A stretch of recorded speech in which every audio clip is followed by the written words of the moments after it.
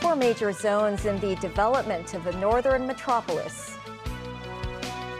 A total of 172 candidates in the upcoming district council election, none of them from the pro-democracy camp. And Israel reportedly orders the evacuation of Al-Quds hospital in Gaza.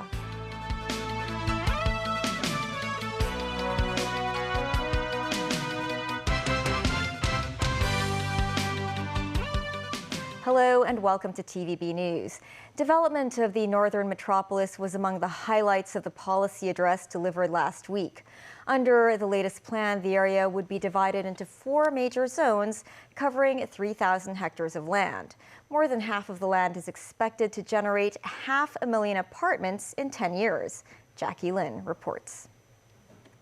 Under the latest plans, the government will divide the northern metropolis into four major zones instead of a three-circle framework outlined by the previous administration. The target remains transforming the metropolis into an international innovation hub. Areas such as Yuen Long and Tin Shui Wai will develop high-end professional services owing to their proximity to Shenzhen, Qianhai, and Nanshan.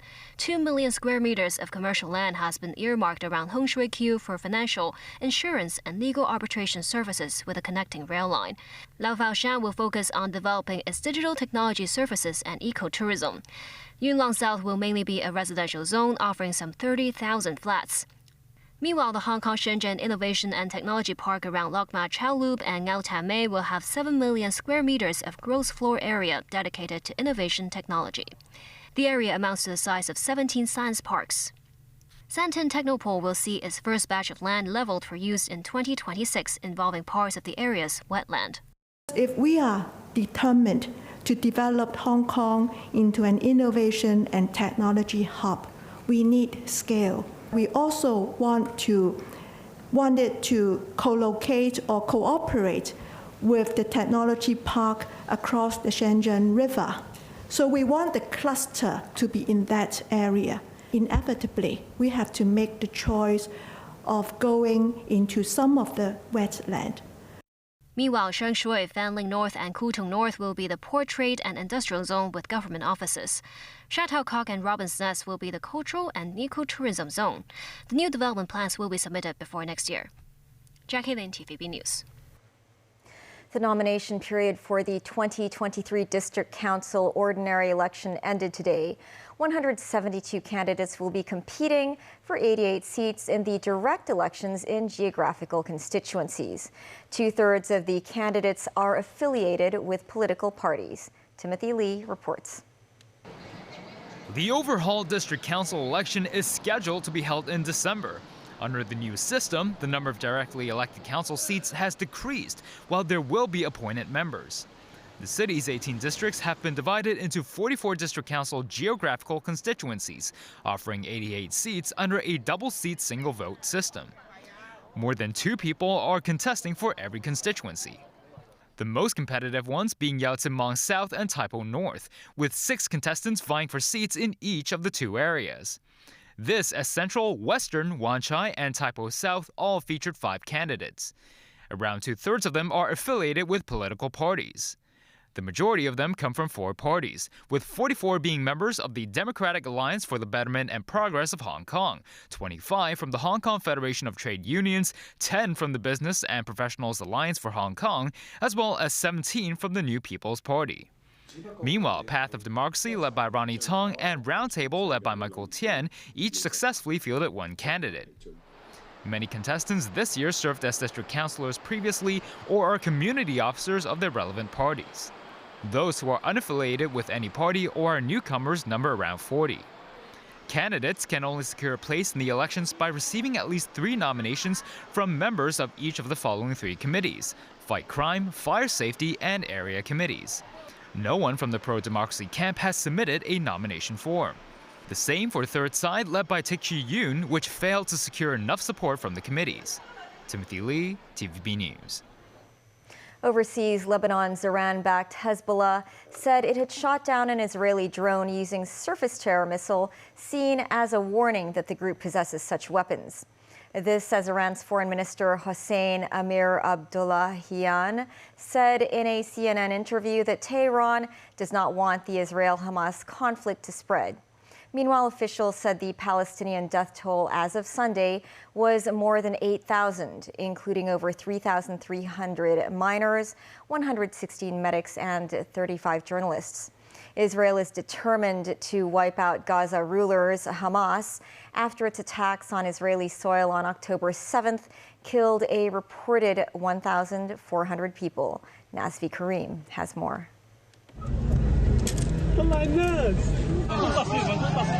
A desperate scramble for a desperate people. After 3 weeks of living on scraps, the frustrations of many Gaza residents boiled over. On Sunday, thousands in the southern city of Khan Yunis entered warehouses and distributing centers belonging to UNRWA, the United Nations Palestinian Refugee Agency. They grabbed flour, food, and other basic survival items. This is an indication that people in Gaza have reached a breaking point. The levels of desperation, their frustration, their fear, their concern, they have been living under tight siege for more than 3 weeks. They are grieving themselves, and people are hitting rock bottom. This, as the largest convoy of aid since October 7th, arrived in Gaza via the Rafah border crossing from Egypt. 33 trucks providing food, water, and medical supplies, but not fuel. The White House said US President Joe Biden spoke to Israeli Prime Minister Benjamin Netanyahu and pressed him to immediately and significantly increase the flow of aid. Israel continues to bomb Gaza with staff, patients, and thousands sheltering Al-Shifa and Al-Quds hospitals in the north, told to evacuate. We don't have the means to evacuate Al-Quds hospital. We have over 400 patients who are inside the hospital. Many of them are in the intensive care unit. Evacuating them means killing them. The White House said it has asked Israel hard questions about civilian casualties amid an international outcry for a humanitarian ceasefire. Hamas has asked for a 5-day pause in fighting to allow in aid. The Israeli military, meanwhile, released footage of its tanks entering Gaza and armored bulldozers deep inside the enclave as part of a so-called Phase 2 of operations. Reports emerge of fierce fighting, with Hamas claiming on social media that they have destroyed a number of Israeli tanks. 2 Palestinians were killed in the occupied West Bank after Israel carried out an operation at the Jenin refugee camp. Biden has reportedly urged Israel to stop illegal settlers from attacking Palestinians in the area. Nazvi Karim, TVB News. In Egypt, the top prosecutor for the International Criminal Court said the hindering of relief supplies to Gaza may be a crime. Karim Khan called on Hamas to release all Israeli and foreign hostages, while also warning Israel to make sure Gaza receives adequate aid supplies. Aid supplies to Gaza have been minimal since Israel began bombarding the densely populated enclave on October 7th. Although Israeli officials have allowed aid trucks into Gaza, United Nations officials have said supplies are limited and do not correspond to the huge need on the ground. And I want to underline clearly to Israel that there must be discernible efforts without further delay to make sure civilians receive basic food, medicine, anesthetics, morphine. We hear reports of operations taking place without these basic medicines, as if we're in the Middle Ages. And it's alarming to see the bodies of young children that could be our own children being dragged, baked in dust, still silent, motionless because they're dead. Meantime, an airport in the mostly Muslim Russian Republic of Dagestan was closed on Sunday after Palestinian supporters poured onto the runway to protest the arrival of a plane carrying Israelis. Authorities said all aircraft bound for Makhachkala were diverted to other airports. Media reports from the area said demonstrators denounced Israeli actions in Gaza. Some 20 people were reportedly injured. Large groups of protesters were seen entering the air terminal and then storming various rooms inside. Israel urged Russian authorities to protect Israelis and Jews. Regional leaders in Dagestan called for calm. A similar appeal was issued by Dagestan's chief Islamic scholar. In other news, at least 14 people have died in a train crash in the southeastern India state of Andhra Pradesh. As the first pictures emerged, people were seen scrambling to safety and responders searching for survivors in mangled wreckage. 2 passenger trains collided. One had been stationary on the track. Human error in signaling is initially being blamed for the crash. As the sun came up, the scale of the tragedy became evident. 50 were injured, and emergency crews were continuing to look through debris. Carriages were strewn across a wide area, some on top of others. It is another rail disaster in India. More than 280 people died 4 months ago when 2 passenger services rammed into each other in eastern India. Still ahead, a gunfight after a Halloween parade in Florida leaves 2 dead. G7 calls for the immediate repeal of import curbs on Japanese food products after release of wastewater from the Fukushima power plant. And a special series on business opportunities in Indonesia's development plans.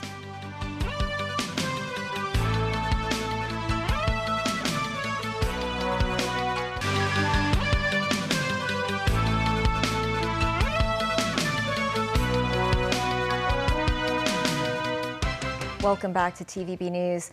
Police in Florida in the U.S. have charged 1 man with 2 murders and are appealing for more information after a gunfight broke out in the wake of a Halloween parade. 2 people are dead. 1 was 14 years old, the other 22. The local police chief described it as completely unacceptable. David Garrett reports. 3 a.m. at a night spot in Tampa. After celebrating Halloween, things turned truly frightening for these revelers. Young people run away as gunshots are heard. Others duck for cover behind bar tables and talk to each other for comfort. Earlier, there had been joyous scenes on the streets of the historic Tampa neighborhood of Ybor City. Now youngsters were screaming for help. Police say a gun battle broke out between 2 groups and innocents were caught in the crossfire. 2 were killed, nearly 20, ranging from ages 18 to 27, suffered gunshot wounds. What we know at this point is it was a disturbance or a fight between 2 groups. And in this fight between 2 groups, we had hundreds of innocent people involved that were in the way. And unfortunately, as a result of that, we've had 2 that have passed away and 18 in the hospital with injuries. Investigators are trying to determine what triggered the shooting. They have asked those who were filming at the time to hand video over. Police believe at least 2 shooters were involved. 22-year-old Terrell Stephen Phillips was charged with 2 counts of murder. This shooting in Tampa comes days after the deadliest in the US in 2023. 18 were killed in Maine last week, 7 at this bowling alley and the others at a restaurant, all shot dead by an Army reservist. Vigils were held for those victims on Sunday as the town of Lewiston mourns and faces up to gun violence. Residents lit candles and spoke of those lost. My best friend's son was killed, and there's another friend of ours that's in the hospital fighting for his life. Mass shootings have become an almost daily occurrence in America. Other parts of Florida celebrated Halloween in style, unaware of shootings elsewhere. This was a similar parade to the one that would turn deadly in Ybor City. Tampa's mayor described the events there as yet another shooting and told people, we have to say, enough. David Garrett, TVB News. The Group of 7 Industrial Powers, or G7, called on Sunday for the immediate repeal of import curbs on Japanese food products. This with reference to China's restrictions after Japan began releasing wastewater from the Fukushima nuclear power plant. The G7 trade ministers, in a statement after a weekend meeting in Osaka, did not mention China, but they also denounced what they consider Beijing's rising economic coercion through trade. In response, China described G7's move as, quote, economic coercion, and urged the group not to stubbornly adhere to double standards, but take practical action to maintain the normal international trade and investment order. Meanwhile, the United States has, for the first time, begun buying Japanese seafood to supply its military there. The first purchase involves just shy of a metric ton of scallops. This will be expanded over time to all types of seafood. Indonesia is the biggest ASEAN member state and the world's fourth largest country by population, providing China, including the Hong Kong SAR, with enormous potential for cooperation in many aspects. Earlier this month, the Jakarta-Bandung high-speed railway, built as part of the Belt and Road Initiative, came into operation. In a special series, a TVB News crew takes a look at Indonesia's transport infrastructure, trade and livelihood issues, and opportunities for Hong Kong in such areas. In part one of the series, Jackie Lin tries out Southeast Asia's first high-speed railway. Jakarta, Indonesia, one of the most congested cities in the world. Thousands are troubled by scenes like this every day. Now a high-speed railway has been built to save time for travelers between Jakarta and the country's fourth largest city, Bandung. It's constructed under the Belt and Road Initiative, a China-led global infrastructure development program spanning more than 150 countries, encompassing areas of transport, energy, health, and aerospace. The 142.3-kilometer rail line officially began its commercial operation in mid-October after 7 years of construction. According to Indonesia's transport authorities, some 40 million cars commuted between Jakarta and Bandung every year before the pandemic. Another 4 million people traveled by intercity trains between the two places annually. The commute used to take at least 3 hours. With this high-speed rail, that is cut to 45 minutes. Travelers can buy tickets at these self-service kiosks, which come in 3 languages: Bahasa Indonesia, English, and Chinese. Real name registration is required, just like the Chinese high-speed rail system. Payments can be made with local e-commerce apps or credit cards, but we were met with a bit of hiccup. None of our Hong Kong credit cards worked. Eventually, we paid by cash at the counters. Indonesia's rail authorities began its 1-month public free trial back in September. Now the commercial operation has just begun. We've got the tickets and we're ready to go. Passengers had to go through security checks. Tickets can be presented in the form of a QR code or a physical ticket. Yep.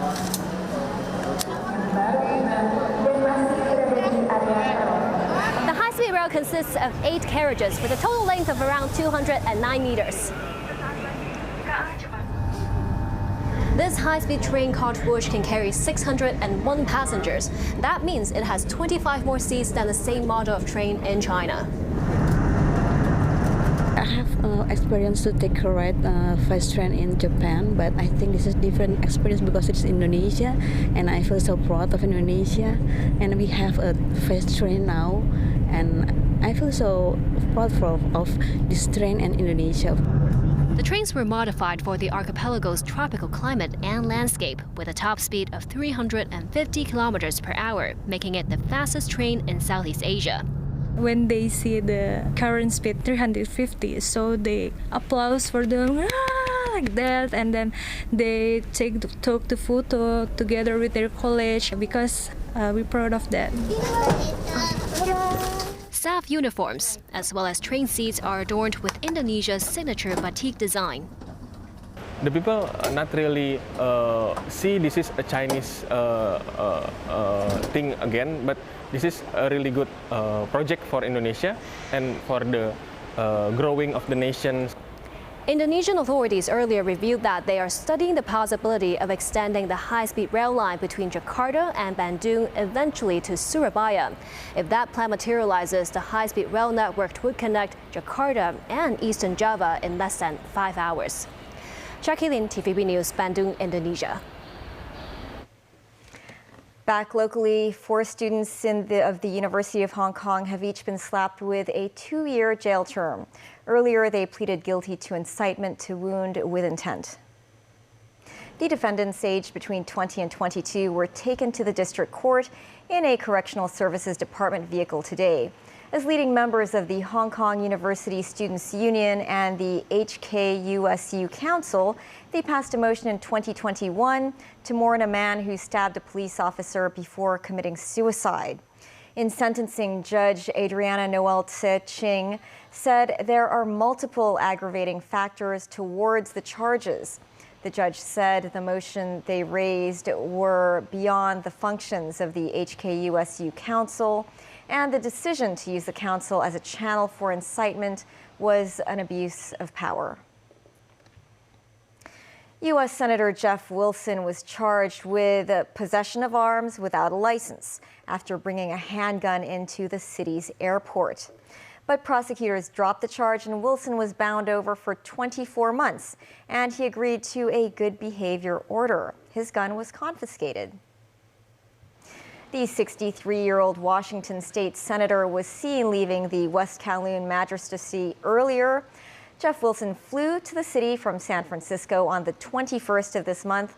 On arrival, he reported to customs officers that he was in possession of an unloaded handgun. He said he did not mean to bring the weapon with him and that it was a mistake. That's the news. Thanks for watching. Bye for now.